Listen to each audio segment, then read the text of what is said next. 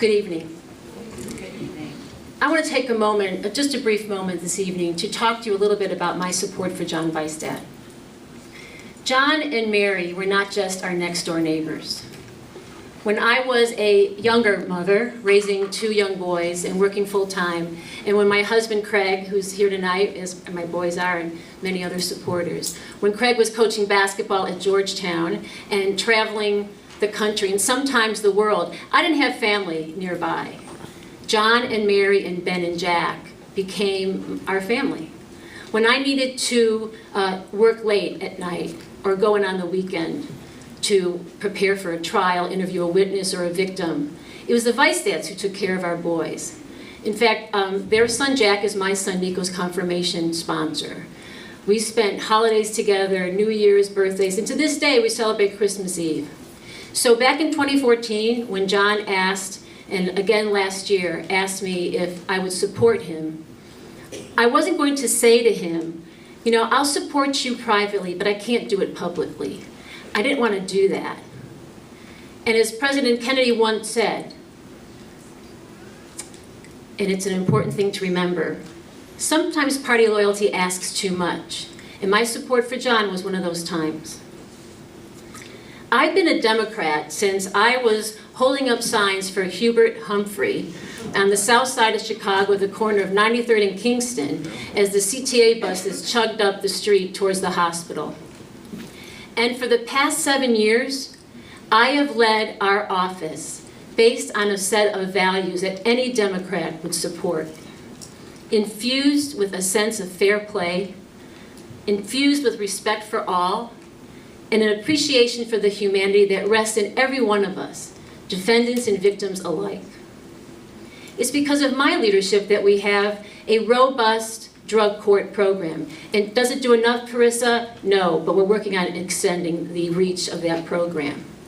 It's a real alternative to incarceration that I led on. And with Abby Raphael sitting in the audience tonight, it was her work and my support that got us the Second Chance program. It is a program that is at the intersection of young people using drugs or alcohol, and an opportunity for them to not have to be on probation and not have to move out of school in suspension. You know, I'm proud to say that as of last Friday night, the inmate population in the Arlington County Jail is the lowest it's been in the past 5 years. And that's not by accident. That's because of smart policing and smart prosecution and innovations that I've supported and championed, like the Magistrate Diversion Program and the Bond Diversion Program. You know, and as this new year started, there was not one person sitting in the Arlington County Jail awaiting trial on a simple possession of marijuana charge. As the new year unfolded, just last week, there was not one person sitting in the Arlington County Jail serving a sentence for possession of marijuana. I am proud to say that I have led our community of prosecutors. I have been involved with our SART program, where we came up with a state-of-the-art protocol that attacks and makes use of all of our resources to combat sexual assault and intimate partner violence.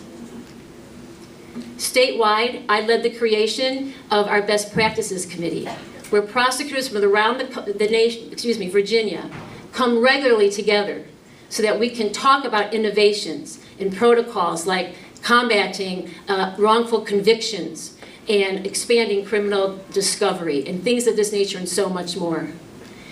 I am going to look forward to this campaign, and I'm going to look forward to answering all your questions about the restoration of voting rights, about how we treat juvenile offenders, about eliminating cash bail. But the core mission of our office will always remain the same, and that's going to be the principled prosecution of criminal defendants, the vigorous protection of victims' rights, and never losing track of the public's and the community's safety. I look forward to earning your vote on June 11th, and I hope I can do so. Thank you very much.